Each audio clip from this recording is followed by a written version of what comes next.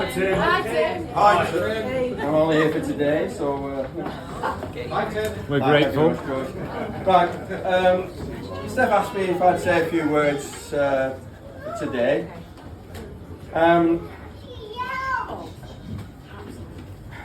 Greg's death, it leaves a gap, doesn't it, in each of our lives. Particularly for Steph, who was his best friend and confidant. And for Christina and Quinn, upon whom he doted. Aside from his family and one or two others, the majority of people here today probably knew Greg from his time when he lived in Pompey.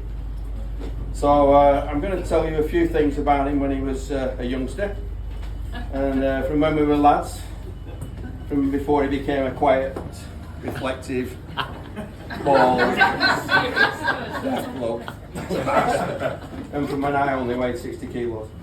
So a little scamper, no. Absolutely, quite right. Yeah, of course. I was Greg's best mate for over 50 years until Quinn, obviously. And our friendship was born out of mutual interests, cars, girls, intoxicants, and we discovered quite quickly we were nocturnal. So we used to go walking at night for hours after the pub had closed. And on these walks, we put the world to rights. We discussed our political views, which were extreme left-wing, obviously. Yeah, they were. Thank you, comrade! And Commie. we were young and we were correct. And we chewed over important issues. Which condiments were acceptable on a bacon and egg butt? You remember, very important. Ah, yeah, it was. The answer took some figuring out, but obviously you have the brown sauce on the bacon and then you have salt and pepper on the egg. No. Took us weeks. And you probably realise that these walks we were usually accompanied by our friend Gordon, who travelled in a green bottle. And Greg had an extraordinary capacity for gin. He developed it from a young age. And so usually there were just the two of us who walked, and sometimes we were accompanied by other people who came along on infrequently, and they were sort of foolish enough to tackle the Lancashire countryside at night. And they would, of course, end up in Blackman Royal Infirmary because they'd fallen down a scree slope or into a river or out of a tree. I think your sister... Down a scree slope, yeah. Yeah. Broken leg. Yeah. You get the picture. It was walking for the faint-hearted or not for the unanaesthetised. And it was during this period that being a passenger in two of Greg's 5 car write-offs, that Ray. he was, but on 2 wheels. I knew he would like bikes later in life. And I realised he was totally fearless of man eastern bends, you know. And it was a character trait which made for brilliant adventures throughout our lives. Just to fill you in a bit, Greg went to Sheffield to study mining surveying. He was a geologist, but you can't get a job as a geologist. So he graduated and he got a job with Consolidated Gold Mines in South Africa, where he was going to complete his professional training. Now, this was apartheid South Africa, not like the post-Mandela South Africa that we know today. And he went out there to do 1 year, I think, to finish his professional training. And then his plan was that being a qualified mining surveyor, he'd travel around the world, working in mines and go from place to place. That was his idea. This was pre-email, so we actually wrote to one another about once a month, so quite interesting. And for me, to get this gen on all this weird and wonderful world that he's immersed himself into, 6,000 feet underground in South Africa, mining gold. Anyway, after about 6 months, I'm sat in the Quarryman's, which was our local boozer, and he walks in. He said, I've been deported. I'm serious, it's true. I said, what have you been deported for? He said, I've been deported for, he said, it says on the deportation notice, fraternising with the blacks.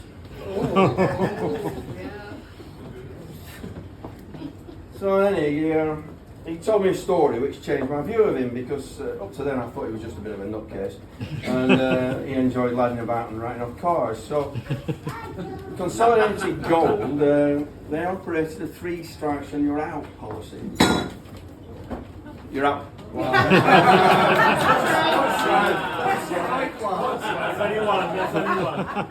Sorry, Teresa. Like you. Behave yourself. And Consolidated Gold, tough company, leading gold mining company in the world at the time.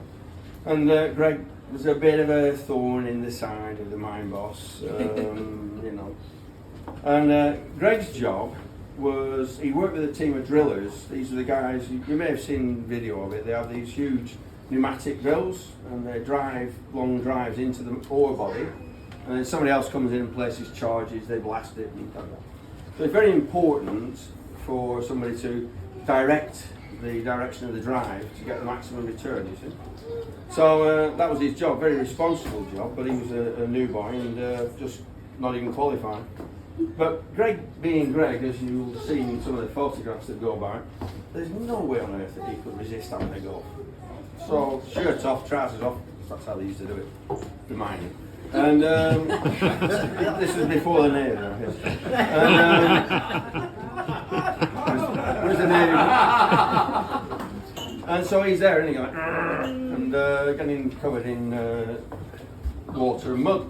So he emerges from the mine and having had a go at it, loving it, you know.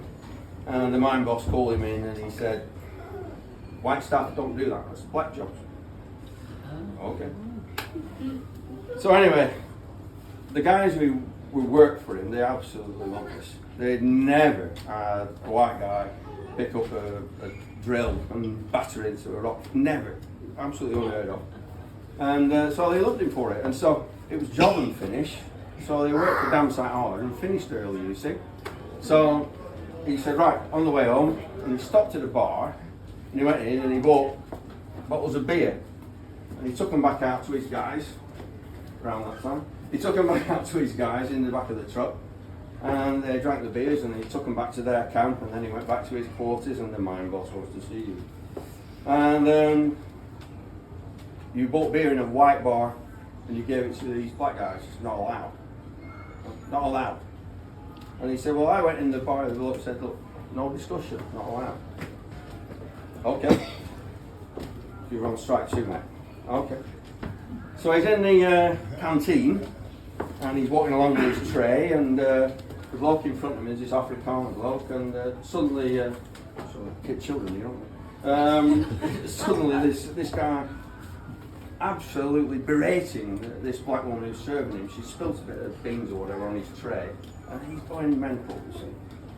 And Greg said that all he did was go, calm down, mate, to this bloke, and he had his lunch, and then mine boss wants to see him. So he'd been on the carpet for the 3rd time, and he's obviously thinking, I'm not even qualified, I'm in a foreign country. He was, what, 21-2? Career on the line. And the mine boss said, you've got to apologise to Mr. Angry. And Greg said, well, he was completely out of order. He said, it's nothing to do with, you know, black, white, nothing. The guy was being rude and she's got no leg to. He said, apologise or you're gone. And so Greg said, well, I can't apologise. And they put him on the first flight out, and on his work permit they actually wrote, absolutely, they actually wrote, permit refused for fraternising with the blacks. That's what they actually put on the thing, you know. Different world back then. So, as I said, it changed my view of him. You know, we've gone from being these laddish types, let's say, and there he was, you know, this man of integrity, which I never doubted prior to that, but the evidence was absolutely in your face, you know. Anyway, he had to finish his professional training, so he went out to Zambia and he worked in the copper mines in Kitwe. And he started off as a pre-qualified surveyor and he ended up being the chief surveyor, within 2 years, for the largest open cast mine in the world. This is a place called Chingola. It was the largest hole that man had ever made, right? And he was in charge of it. It was 1.5 kilometres across and 1 kilometre deep. It was an enormous mine. So what? Well, I'll tell you the so what. Zambia, at that point, 90% of their foreign export earnings came from copper mining. Right? And he was in charge of 40% of it. 23. So I think that taking on that huge responsibility, it's difficult to describe how difficult it was to run that. They couldn't get spare parts for the trucks, they couldn't get this, they couldn't get that, couldn't get the other, all sorts of issues with the companies and the government and so on. And he did it. And it really, really was the making of him, I think, that running Chingola. And the family, these what? You went out in his first year, didn't you? You went on safari and... Not me. You're not going out. Chris was the only one allowed. We're all too young. Just you, Chris. Yeah, I'm special. You are. You're very special. You're very special. Well, you lot went out, Chris, and and your dad was riding off a hippo, didn't he? Yeah. You see, genetic. He was there. It was all in the genes, man. It was all in the genes. Hippo's the most dangerous of the big five, and Tom. Yeah. There down was in Lake Kariba or somewhere when this hippo popped up out of the water and opened its mouth like that it was a threat, and Tom went, "Argh!" He went, "Oh, Jesus Christ." And liked it, you know. So yeah, Tom was fierce. And he was a quiet guy, wasn't he? So I went out in the second year, and it was on that visit I realised that Greg wasn't actually totally fearless. He said, look, we're going to go on holiday. He said, I haven't had a holiday, so we're going to go to Malawi. We're going to go to the Zomba Plateau, which was a high block plateau in the centre of Malawi, where they had pygmies that literally were this big, jet black people. Extraordinary place. And where I had a t-shirt, which was unique. I had Berek, it'll pop up on these or something. And then we were going to go to Lake Malawi. And I said to him, well, that'd be great, we're going to go swimming, get a boat. He said, no, I'm not going swimming. I said, well, why not? He said, well, I can't swim. I said, you can't swim, you know. He said, no. I said, don't worry, I'll teach you. I said, look, Lake Malawi, fresh water, flat calm, warm. He wasn't keen on the idea. In fact, pictures of monkey bear might flash by and see people led down. You know. And so we're in Monkey Bay and we're in the southern end of Lake Malawi there, and I'd gone down this rocky promontory and I got into the lake and started swimming, and I decided I was going to swim round the promontory and somewhere and then swim back, you see. And Greg appears on this rocky promontory. I said to him, it's an ideal place, come down here. I said, get in the water. He said, I'm not getting in the water, mate. No. And so I sort of give him some encouraging comments about buses being frightened of water and stuff like that. And he said, I'm not getting in that lake, not with all those bloody crocodiles. What? He hoiked me out of the lake, and we went on the other side of the rocky thing, and there was a sandy cove on which were led, I don't know how many, these freshwater crocodiles, all basking, getting warmed up, ready to eat an English bloke, you know. And so, because he'd saved me from being a crocodile's breakfast, I thought, right, well, we'll learn how to swim at these pool parties. You do pool parties in these hot countries. Unfortunately, we were always so well refreshed that he only ever managed one breath once. And that was only because there was a bottle of gin on the other side.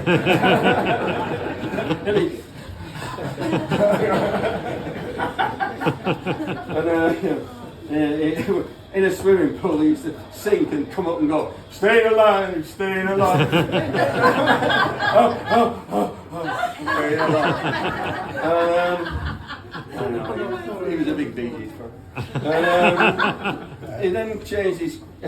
after Zambia, he came on via Rio and the USA, obvious route. He never did have a sense of direction. And, I'm agreeing 100%. absolutely not. No idea, you know. Righty tighty, Greg. Lefty loosey. What the is he on about? Give him a screwdriver, baffled. And so anyway, so he changed. He went and joined the Navy because he wanted to fly, you see. And so he joined as an observer in helicopters. He went to Dartmouth and passed out there, probably more than once. And he then, when he went into the Navy, he changed his career to being a seaman officer. And his first deployment was fighting cod in Iceland. And I said to him, well, that's interesting. I said, did they put up much of a fight, mate? And he said, yeah, they were this big. And I said, well, fisherman's tale. Anyway, after he'd won the cod war single-handed, he became an officer on HMS Invincible, which, as most of you will know, was one of the 2 aircraft carriers that were the prestige ships at the time. Now, he actually looked on Invincible, and he told me a story about when they were sailing to Australasia on this prestige tour. So he's on the bridge because he's officer of the watch, and he's got able seaman Jones with him, and this guy's the lookout. He's got a pair of binoculars, and the ship's making steady progress. Nothing to report. Captain comes on the bridge. Morning, short. Anything to report? Nothing to report, sir. Captain's just about to turn and go, and old Jones with his binoculars, he's like scanning the horizon, and Captain said, "You spotted something, Jones?" He says, "Yes, sir." He says, "It's shite hawk, sir." Captain was a bit amused and looked at Greg, and he says, "You sure, Jones?" He says, "Sir, yes, sir. There are 2 sorts of seabirds, sir. There are seagulls and shitehawks, sir." So the captain said, "Jones, from where did you acquire this sea knowledge?" He said, "Lieutenant Shaw, sir." Greg was like, "Oh, you know." The old captain turned on his heel, trying not to laugh too much, and left the bridge, and Greg said, "We just collapsed." We were literally lying on this instrument desk, falling apart laughing. And as he left, the captain went, "Carry on, Shaw." And that became, you feel me, that became an expression that we picked up, Greg and I, in various situations. And we adopted it. And we used it in situations when encouragement was required, let's say. So, "Carry on, Shaw," or "Carry on, Shaw," or "Carry on, Shaw," "Carry on, Shaw." You know, so, Are you sure? and Are you sure? if the answer was positive, he would go, "Marvellous, marvellous." Right? And so, some examples, "Carry on, Shaw," I remember coming out when he was tangoing with a transvestite in Thailand. Say that again. Wasn't sure. He's not sure. That's what they say. Are you sure? There's something between us is bigger than both of us. Sambering with semi-clad seductresses in the Samba Dome. That came in. And on both those occasions they picked his pockets. He won't bother. We were being chased by an elephant down a trail in the Thai jungle. Wrestling with the infamous baby oil, the Rubble sisters in Chiang Rai. That was a day, Carry On Shaw. And I'm afraid any of the Carry On Shaw tales are going to have to wait until after the watershed. There's quite a lot of carrying on it, so should have made a film about it. I used to say to him, "With a wig." He was pulled off St James, and he said, "That's Barbara Windsor's job." Sorry, I just remembered that.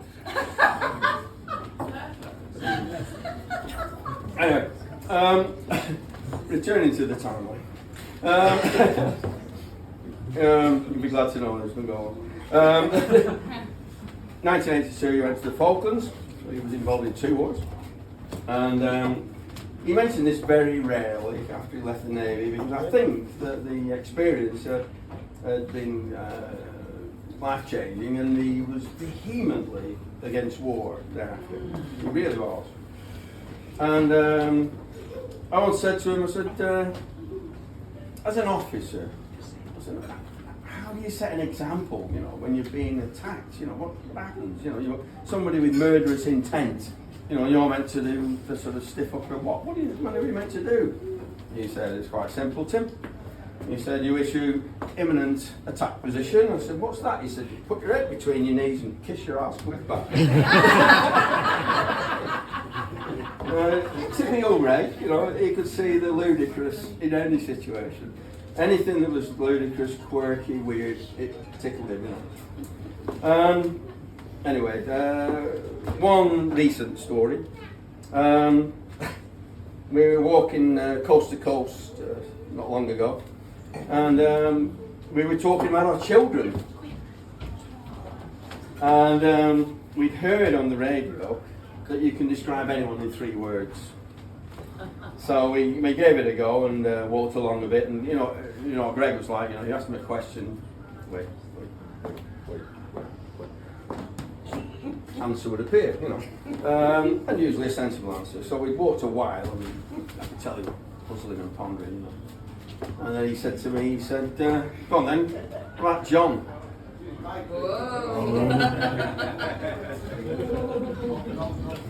And I said, well, John's bright, he's strong, and he's reliable.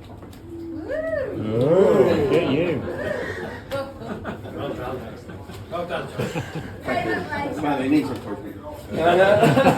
From the source of the news file. And I said, well, what about Christina? And he said, well, I was going to say bright. Yeah.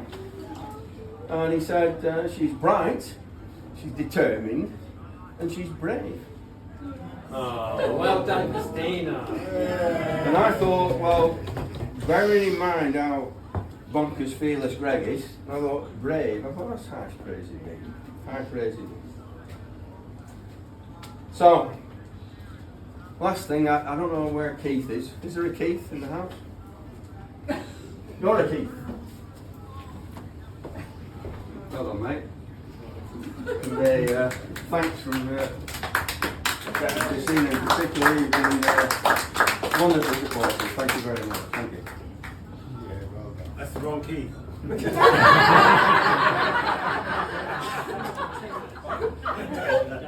It's all sent to me, mate. Don't worry. Thank you. So, to finish up, we gathered today to celebrate the life of our friend Greg, and he was a modest, quiet man.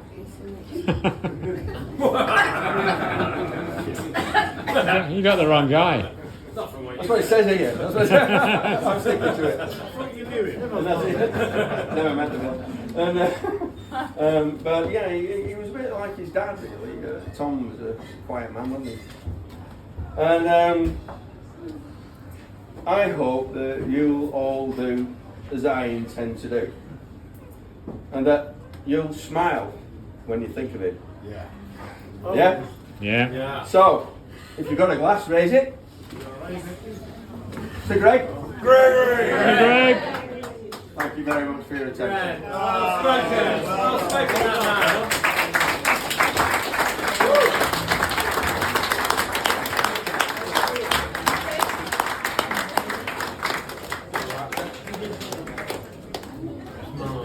Thank you very much. Absolutely marvellous. So marvellous. We were best buddies. Yeah.